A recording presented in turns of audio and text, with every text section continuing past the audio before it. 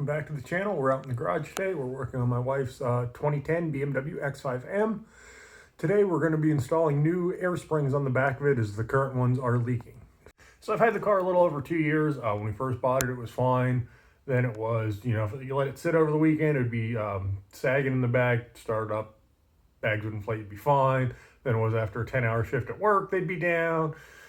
Then it was, you'd be driving and the pump would kick on. And then one day my wife went to get groceries and it just wouldn't inflate. So all of those things, if your car does any of those things, it is time to change the airbags on it. So don't be like me. Let's get started and see how tough of a job this actually is.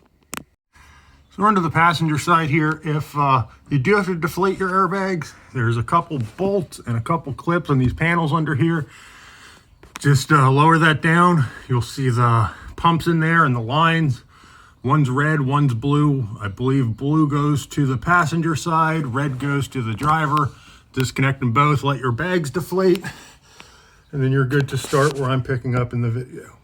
All right, so once you have the wheel off, first thing you're gonna do is you gotta take the bottom of the air spring out. There's two tabs underneath here that go through like a hole there in the A-arm. I kind of push on the tabs with a screwdriver just to get them in a little bit, and then I'm gonna apply some leverage here and pop it up. You can see I have a screwdriver under there. You just wanna pull it up. There's one, and you're out. Simple as that. Okay, so you have the bottom of your air spring out. What you wanna do is you wanna grab the spring, turn it counterclockwise. I lied, turn it clockwise. You'll feel it move. Pull down. Your spring is now out. And you want to wrestle it out this way around the brake.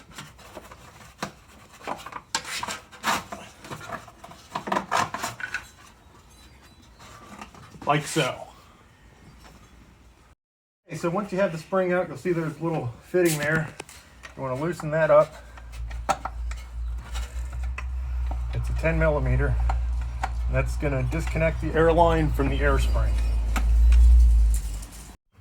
All right, so I've seen different stuff on this too, and it may vary depending on what aftermarket spring you're using. We're using the Arnott springs. So with those, they come with their own fittings. So you're going to open up the collet, take it off, and then slide that fitting off.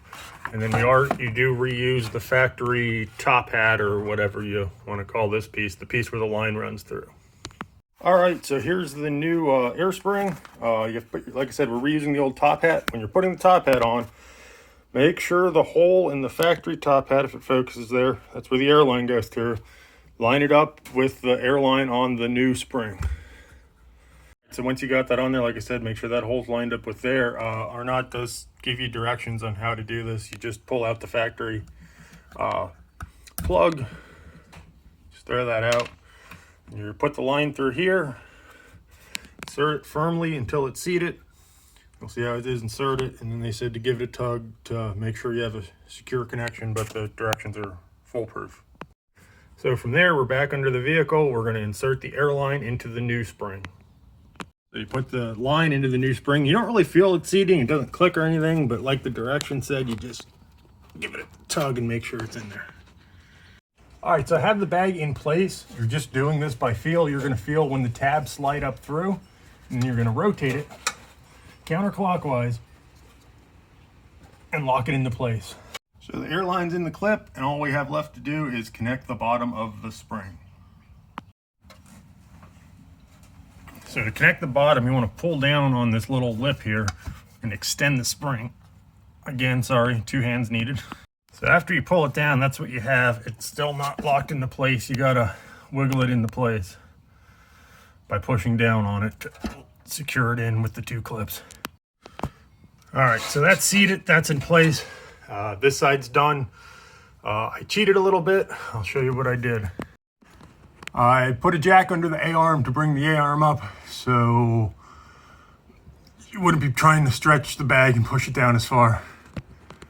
You do not need a monster jack like I use. It was just accessible in the back of my garage and gave me plenty of reach to get there from the back of the vehicle without crowding myself as I was working on the other side. All right, everybody, thanks for tuning in today. I hope you enjoyed the video on changing the air springs on E70 X5. It wasn't too bad of a job, so if you're in the same boat as I was, hopefully this one helps you out. If you did find it helpful and you liked it, give us a thumbs up, hit that subscribe button. We'll have some more videos coming up soon here of the Firebird and be getting back to the racetrack here soon. So again, thanks for tuning in, and maybe I'll see you in the lanes.